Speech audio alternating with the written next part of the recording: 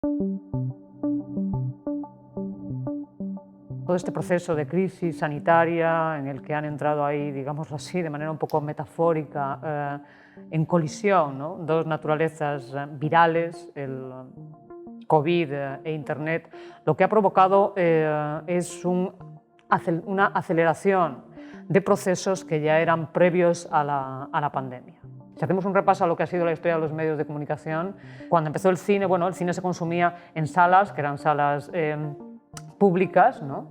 Luego llegó la televisión ya hizo su entrada en el hogar, en la dimensión de lo privado, y Internet, digamos que el cambio radical es que es el primer medio que entra directamente en la dimensión de lo íntimo, con lo cual vemos una progresión, vemos una lógica, es decir, no se trata de procesos revolucionarios, se trata de procesos continuistas, de tendencias que empiezan de alguna manera a acelerarse, pero que están ahí desde el inicio digamos, de los medios de comunicación de masas. Es importante entender esto para no confundirse y no abusar de la palabra revolución.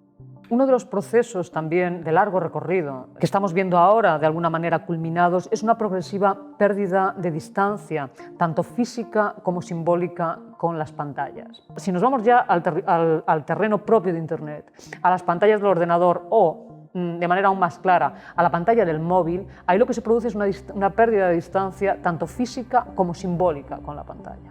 Es decir, ese medio ha pasado a ser prácticamente o a ser considerado como una extensión de nuestro cuerpo.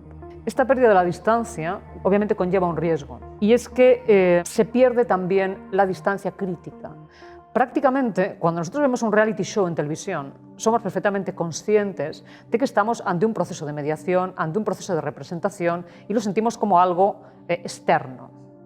Cuando nosotros vemos o estamos en una página de Facebook o cuando usamos WhatsApp, el proceso de mediación es exactamente el mismo, pero nosotros hemos perdido de alguna manera esa noción de estar ante algo que es del orden de la representación y del orden del espectáculo. Se produce una naturalización de la representación que es muy peligrosa. ¿Eso qué significa? Significa que en el fondo prácticamente estamos asumiendo algo que está completamente formateado, que está destinado a generar determinados efectos, que por supuesto está destinado a generar también una determinada lógica económica, una determinada generación de valor. Acabamos confundiéndolo con nuestros asuntos privados, con una extensión de nuestra vida cotidiana.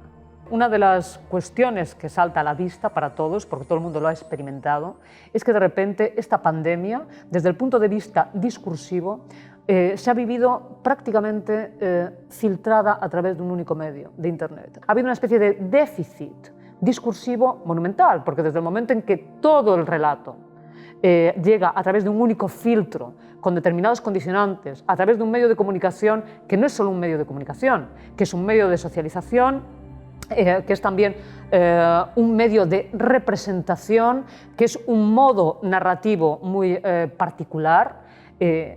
Obviamente todo eso restringe enormemente también la experiencia de algo, de un acontecimiento. No hay una pluralidad de relatos en concurrencia y yo creo que lo que ha experimentado la gente aquí es una especie también de, por un lado, de desasosiego y por otro lado, al margen también del desconcierto, de sensación de una sensación que sería todo lo contrario del empoderamiento.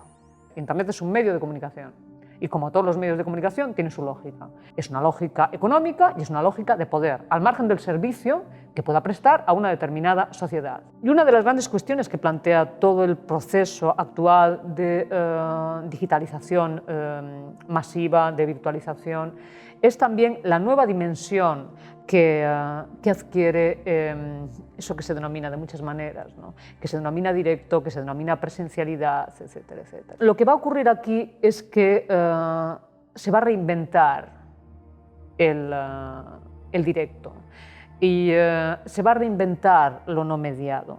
Y se va a reinventar también sobre la base de la escasez, porque buena parte de las actividades que antes se llevaban a cabo presencialmente, ahora se van a llevar a cabo de manera virtual. La cuestión es que se va a redescubrir el directo y lo no mediado como un espacio escaso, como un espacio también de poder y probablemente también como un espacio enormemente elitista.